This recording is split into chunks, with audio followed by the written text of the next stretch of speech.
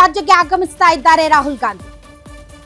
ರಾಹುಲ್ ಗಾಂಧಿ ಅವರು ಸಿದ್ದರಾಮಯ್ಯನವರನ್ನ ಮತ್ತು ಡಿಕೆ ಶಿವಕುಮಾರ್ ಅವರನ್ನ ಕೂರಿಸಿ ಪರಿಹಾರ ಸೂತ್ರವನ್ನ ಹೇಳ್ತಾರೆ.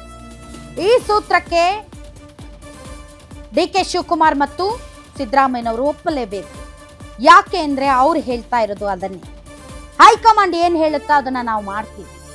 ಹೈಕಮಾಂಡ್ ಕೆಳಗೆ ಇಳಿರಿ ಅಂದ್ರೆ ಇಳಿತೀನಿ, ಅಧಿಕಾರದಲ್ಲಿ ಮುಂದುವರಿಯಿರಿ ಅಂದ್ರೆ ಮುಂದುವರಿತೀನಿ ಅಂತ ಸಿದ್ದರಾಮಯ್ಯನವರು ಹೇಳಿದ್ದಾರೆ.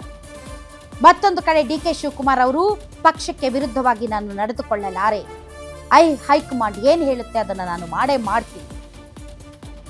ಪ್ರಾರ್ಥನೆ ನನ್ನದು, ಮನವಿ ನನ್ನದು, ಪ್ರತಿಫಲ ಭಗವಂತನದು. ನಾನು ಪಕ್ಷಕ್ಕೆ ದುಡ್ದಿರೋದು ಗೊತ್ತು, ಪಕ್ಷಕ್ಕೆ ನಾನು ಶ್ರಮ ವಹಿಸಿರೋದು ಗೊತ್ತು. ಕೂಲಿ ಕೇಳ್ತೀನಿ, ಕೊಟ್ರೆ ಸರಿ, ಎಲ್ದಿದ್ರೆ ಪಕ್ಷಕ್ಕೋಸ್ಕರ ನಾನು ಸದಾ ಮುಂದೆ. ಪಕ್ಷಕ್ಕೆ ಬೆನ್ನಿಗೆ ಚೂರಿ ಹಾಕೋ ಕೆಲಸ ನಾನು ಮಾಡೋದಿಲ್ಲ ಅಂತ ಡಿ ಕೆ ಶಿವಕುಮಾರ್ ಅವರಿಗೆ ಹೇಳಿರೋದ್ರಿಂದ